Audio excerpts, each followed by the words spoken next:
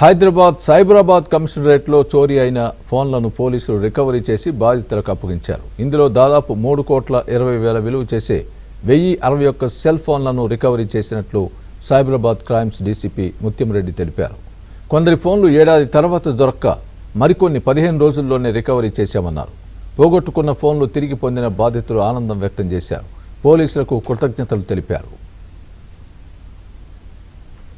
నా phone 3 months కొనుక్కున్న తర్వాతనే యాక్చువల్గా నా ఫోన్ పోయింది. బట్ నేను కంప్లైంట్ ఇచ్చిన 6 monthsకి నా ఫోన్ దొరికింది.